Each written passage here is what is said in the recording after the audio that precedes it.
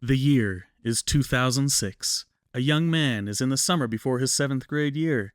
Until recently, most of his gaming career consisted of games like Madden, football, and NBA Live, but from playing Halo with a group of friends, his eyes started to open to a wider world of gaming. The Elder Scrolls IV Oblivion is his real gateway game, and now, thirsty for more from this previously unexplored world of video gaming, he learns about an event called E3, and this summer he witnesses this absolute banger of a trailer from the showcase, and his life is forever changed.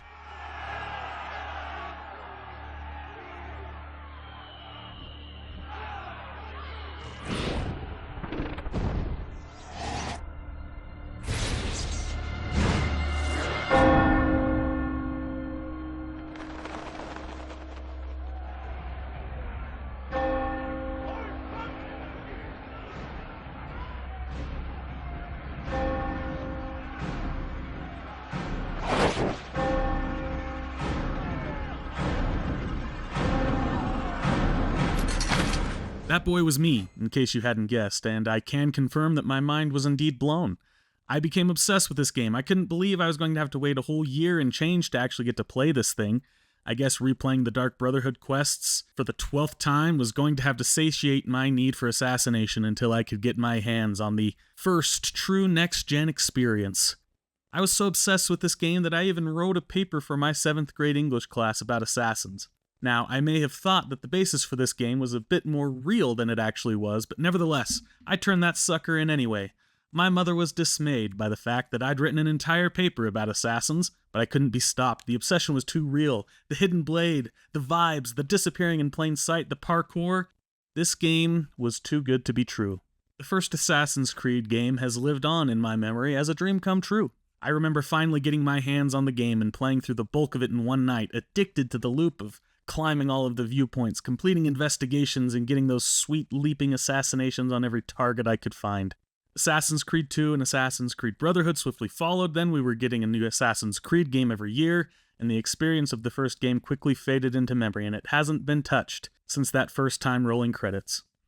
It's interesting to look back at the reviews of this game. Assassin's Creed has a Metacritic score of 81, receiving great scores from Games Radar, GamePro, PlayStation the Official Magazine, and Game Informer. GamePro said in their review, "It's hard to put the sheer size and brilliance of Assassin's Creed into words. It is an epic game that you have to experience for yourself. I will caution that the game is not for the impatient or the faint of heart." Game Informer raved as well. Its stunning visual style, high concept story, and wildly open level design are like nothing else.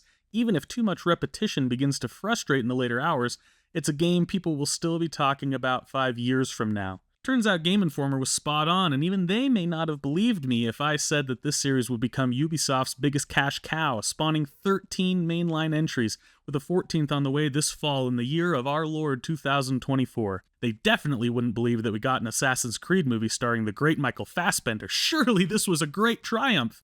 No? Well, maybe that Netflix series will really happen someday?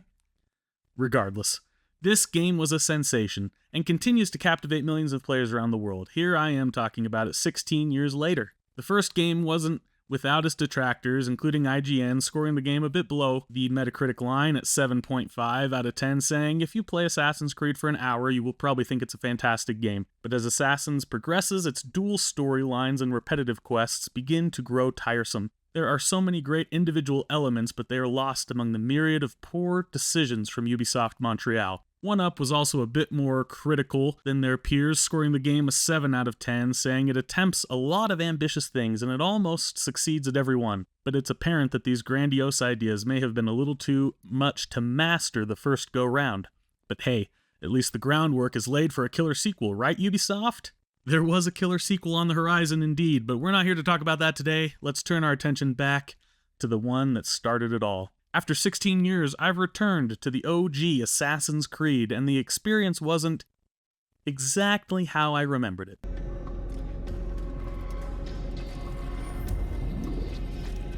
What did it say? What did it say?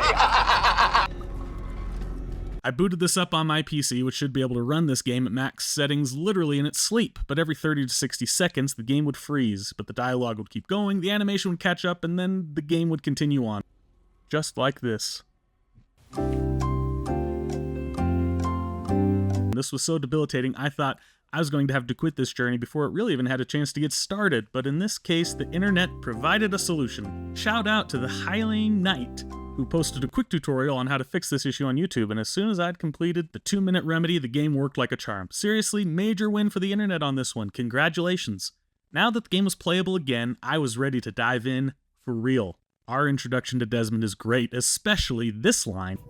You have information we need, Mr. Miles. Information? I'm a bartender, for Christ's sakes. What do you want me to do, teach you how to mix a martini? The tone's spot on, and I appreciate that we get right into this thing. Within a couple of minutes, the animus has been explained, how it works, we've summed up genetic memory, and we're off to the races with a tutorial. I actually kind of miss tutorials like this. Just a super straightforward, here's all the controls, now get into the game. It's also crazy how far the series has strayed from the original emphasis on social stealth and staying anonymous. AC Valhalla has the player leading full-on Viking raids for crying out loud, a far cry from being a literal hidden blade if you ask me. So much of this initial tutorial is about how to avoid detection, keep a low profile, and how to lose the guards who will chase you when you can't avoid killing someone in plain sight. The idea of social stealth is really cool, and the escape sequences that come out of this game system can be really special. Or it can be the most annoying thing ever as you're just trying to make your way to one of the 3 major cities for the first time. Apparently there's a speed limit in the kingdom or something. I find myself in the camp of fans wanting the series to go back to its quote-unquote roots and embrace the stealth gameplay, ditching the open-world RPG formula the series has transitioned to with Origins, Odyssey, and Valhalla. However, while I was playing this original game, it dawned on me that this wasn't really a stealth game. It's purely action-adventure. You run in, kill your target, and then escape by using parkour to get to the rooftops and break line of sight as quickly as possible. Unless you count hiding in these silly rooftop things or walking through guard posts with your monk homies as stealth, then there's really not much stealth to be had in this initial iteration of the series. Ironically, there are actually way more stealth elements in Origins and Odyssey than in this first AC game. Valhalla, well, we don't talk about Valhalla. Also, how are you going to stay hidden from anyone in this game when they've got eyes like this? Are you kidding me? They won't miss a thing. Never change, Ubisoft facial animations. Never change. I'm going to give myself a bit of a break since it's been a decade and a half since I last fired up this game, but I'll admit that I had no memory of the story of Assassin's Creed at all. I did not remember that Altair starts out as a total dick and that he has no regard for the creed and lets his brother-in-arms get killed by the Templars within the first 10 minutes of the game, made worse by the fact that the guy's brother shows up seconds after Altair says, yeah, he is dead, to set the record straight. Unlike Desmond, our assassin is not a likable character at all from the jump. After Altair clutches up and stops the invasion of a Templar army, which he did cause in the first place, he is stripped of his rank and equipment and tasked with going back to basics to learn how to truly become an assassin again. Clever framing for our story, and lets the player start from ground zero as well. So what does it mean to be an assassin? How does one track their targets and find the perfect opportunity to strike? Obviously, it's sitting on a bench and eavesdropping on random people's conversations. Or picking people's pockets as they walk around, and in some cases, they just literally watch you steal from them and then look confused as you casually walk away. The other option is the hilarious interrogation technique, where you follow someone into a secluded area and then punch them until they tell you what you need to know, and then you just kill them. Guess that whole stay your blade from the flesh of an innocent bit in the Creed is more of a guideline than an actual rule. The code is more what you'd call guidelines than actual rules. This goes for the guards as well, by the way. Just being a guard makes you guilty in this world, apparently, because you can just take out as many of these dudes as you want without any issues. Jokes aside, I like this core loop, or the idea of it. The actual investigation missions are lame, but this game did come out in 2007, so I'll cut it some slack. The idea of gathering information, learning about a target, where there'll be a vulnerable time to attack them, and plotting the perfect assassination attempt is really exciting. And honestly, I'd love to see the focus of the franchise go back to this. This itch is actually scratched in Odyssey with the Cult of Cosmos, where you are working your way through this organization and learning about the higher priority targets after offing the lower level members. This was actually my favorite part of Odyssey, a game that I have a love-hate relationship, maybe even a like-hate relationship. After painstakingly gathering the information needed, we finally get to fire up the assassination missions. I really love these. They're the clear highlight of this first game in my mind. You have a nap at the Assassin's Bureau, and then you wake up with clear eyes and a full heart. Time to take down this baddie. The hype of the missions are so high that I have to say there's nothing that feels worse than when you botch these missions. Inevitably, I found that I screwed up the parkour or didn't realize I could be seen by the target wherever I was standing, and then I just get into an awkward fight with them, and the moment feels ruined. This actually shows a great success from this game, in my opinion. The goal of this is to live out that assassin fantasy, and these missions are some of the best ways to do that. I would get so frustrated when the mission would go awry that I'd have to exit the animus and try again.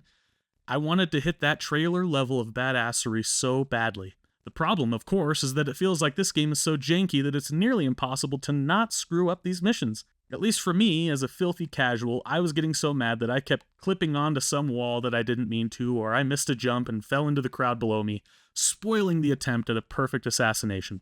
I haven't had a chance to play AC Mirage yet, but I am hoping that I'll get a shot at these types of assassination missions with a modern game and that will be less frustrating. Speaking of frustrating... Parkour! I'm kidding, mostly. I miss the parkour element of this game. I wish I was good at it. I see all sorts of crazy parkour from this game and Unity on YouTube all the time, and I wish I had the time to sink in and get great at this, because it looks so cool when someone masterful is on the sticks. The couple of times I hit a great line running away from an assassination were incredibly satisfying, or at least when I ran away and didn't make a complete fool of myself. I think the parkour debate in the franchise is interesting right now, because as a casual player, I totally appreciate the modern game's take on this, where you just hold down the run button and push forward and your character looks really cool and climbs and vaults everything in front of them. However, the skill expression present in these older parkour systems is so exciting, leading to thrilling escapes that are far more satisfying than the modern implementation of this system. My dream is that the game could find a sweet spot like the new Spider-Man games, which seem to have struck the perfect balance of accessibility and skill expression. The thrill of the chase is so exciting in this game. It took me back to Assassin's Creed 3, which I adore. And I think that feeling of the chase is the most exciting in 3, but this game was scratching that itch and reminded me again why I'd love a move back to the action-adventure mold, away from the open-world RPG version of the game. I'll be honest, I couldn't make it through an entire playthrough of this game. I experienced each of the cities, did a few assassinations, but I couldn't face the loop one more time. And I'm afraid I would have never made this video if I tried to grit my teeth and get through the rest of this game. My final impression of the original Assassin's Creed after 16 years is that there is clearly a reason that this series took off like wildfire. The gameplay and assassin fantasy at the core of this experience are addicting, even if they feel extremely dated now. The thrill of the chase and the excitement of pulling off the perfect assassination are feelings that few other games, if any, have been able to replicate. I'd give this game a 7 out of 10 today. Father Time is undefeated, and unfortunately he's taken the W in this battle. The systems here just feel dated, and I couldn't get myself to continue pushing through this, but I have such an immense amount of respect and admiration for what Ubisoft accomplished here. Ubisoft CEO Yves Guillemot has shared that there will be modernized versions of old Assassin's Creed games coming in the future. Maybe the 20th anniversary of this game will be celebrated with a remake? Here's to hoping. In the meantime, thank you so much for watching. If you made it to this point, please do me a huge favor and hit the like button, comment your favorite memory of the first Assassin's Creed game, and subscribe for more content like this in the future. This is my first in a series of going back to Assassin's Creed games that I either didn't give a fair shake to or missed the first time around, all in preparation for the new Assassin's Creed Shadows coming out in November of this year. So if that sounds interesting to you, please stick around, keep checking out the channel for more Assassin's Creed content. Thank you so much for watching this video. I really appreciate you, and I hope you have a great day.